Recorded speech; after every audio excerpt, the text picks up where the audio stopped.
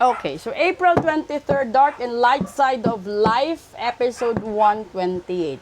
Tingnan natin kung saan manggagaling yung mga problema at suliranin ninyo sa araw na ito. Diba? At sa gustong magpabook ng full private reading, message lang po kayo. Sa gustong magpa-ritual, message lang din po kayo. Kukuha muna tayo dito ng 3. Una, nasanhin ang problema? Oh, Wheel of Fortune, my God. Pangalawa, the Chariot. And pangatlo, hala, the World. Okay. Ay, Diyos, ang bigatin. Ang problema nyo, mabibigat. So, ibig sabihin, yung Wheel of Fortune, ito na yun, di ba? Yung good karma. No? Yung iba, nagkakaroon ng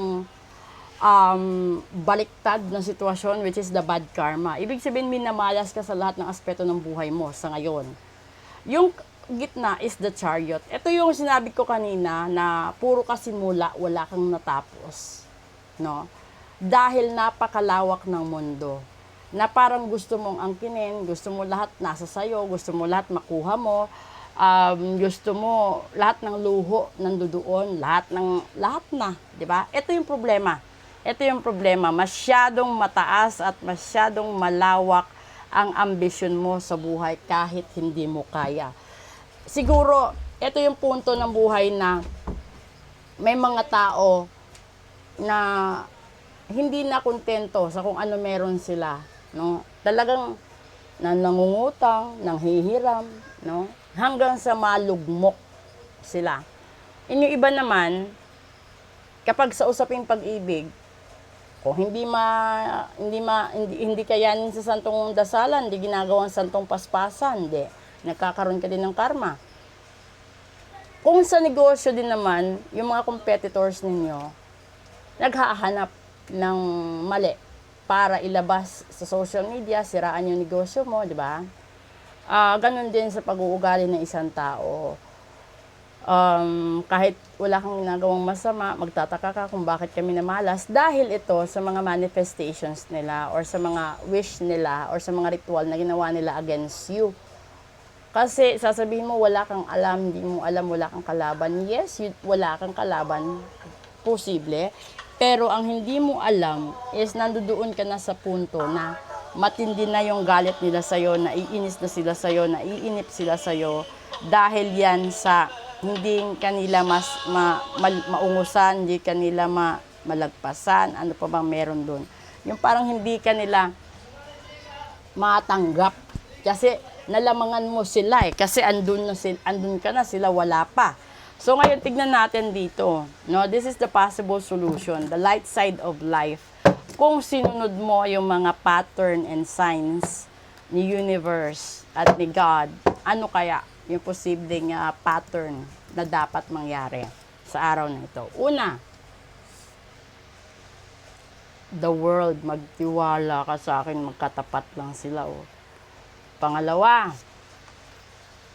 this is the 10 of Pentacles. And pangatlo, the Hangman. Ay, napakaganda. Alam mo kung bakit.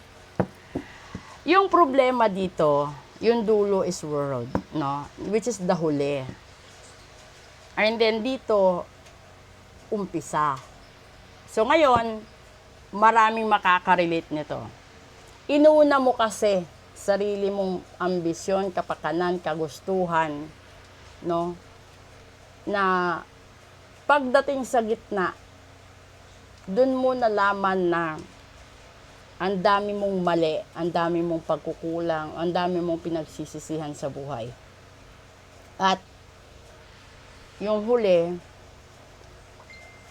it was too late na hindi mo napagbigyan ang pamilya mo.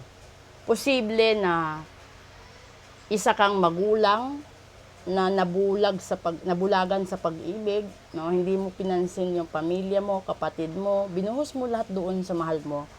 And then along the way, kailangan mong mamili.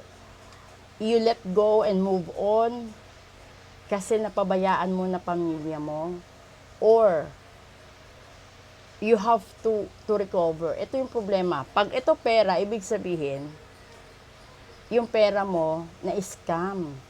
'Di ba? Tinatago mo yung pera mo, hindi alam ng pamilya mo. Na-invest mo sa maling investment na wala. 'Di ba? Iisipin mo, sana ginastos ko na lang sa pamilya ko. Kaya siya dito dumating. Oh.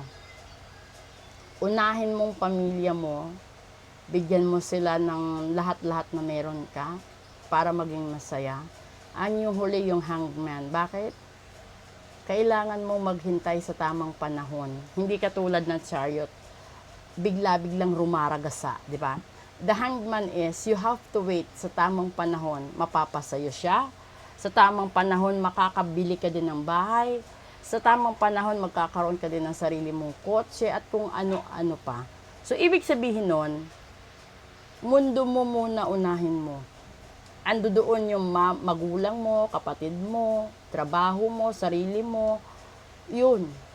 And then kapag nandun ka na sa tagumpay, kumpleto ka na sa lahat-lahat, i-enjoy mo kasi darating ang araw, mararamdaman, makikita mo kung saan ka talaga saan ka talaga destined mapunta. Ibig sabihin nito, kung usaping pag-ibig, antayin mo yung tamang tao para sa iyo.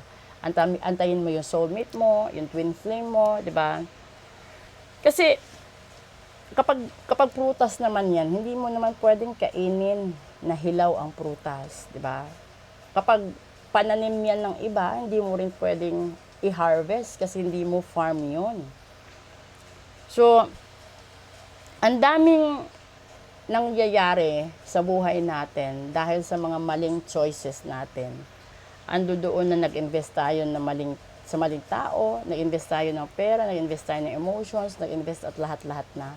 It turns out na tinalikuran pa rin tayo. And then magtataka ka, bakit naman ako iniwan, ginawa ko na lahat. Yung pagkakamali mo, ginawa mo kasi lahat. Hindi ka nagtira. Hindi mo man lang binigyan ng konsiderasyon yung sarili mo, yung pamilya mo, no? Kaya siya umabuso. Kasi binigay mo lahat. Ganon din sa mga magulang na yung mga anak, no? Inaabuso na sila dahil ang alam ng anak okay lang sa magulang. Ang hindi alam ng anak minsan, nangungutang na ang magulang para lang sila mapagbigyan. Ang hindi nila alam, bago matulog, sila himbing na himbing, yung magulang, hindi makatulog sa dami ng bayarin pagka umaga, ang daming naniningil pagka umaga. Tapos, iisipin pa ng magulang yung bills, no, yung kakainin, yung baon, yung loan sa sasakyan, sa bahay, sa credit card, etc., etc. 'Di ba may mga ganon? So, ibig sabihin, kung hindi ka dapat nagkaroon or hindi ka nangutang, no? Hindi ka masyadong nasilaw sa karangyaan ng ibang tao, hindi ka rin magkakaroon ng maraming problema at hindi ka rin mawawalan. So, antayin mo ang tamang panahon sa mapapag-ibig, negosyo, trabaho, etc. Pero kung nararamdaman mo na parang may mga taong naninira sa'yo, yun, magpa-reading ka, magpa-cleansing ka, magpa-ritual ka, para naman mahuli mo sa lalong madaling panahon ang pinagmulan ng iyong kamalasan. Huwag mong pabayaan na lumala kasi patagal ng patagal yan, pabigat ng pabigat. Meron din naman mga tao na pag sinabi mo na yung kasama mo, yung karelasyon mo, ang malas sa buhay mo, hindi nila matanggap. Pero totoo yun. May mga bagay na mahal man natin, pero kailangan natin tanggapin na siya din mismo ang dahilan kung bakit kami namalas. So, yun na lang yun, di ba? You just have to open your mind. Tanggapin mo. Kasi nandoon ang sagot sa pagtanggap.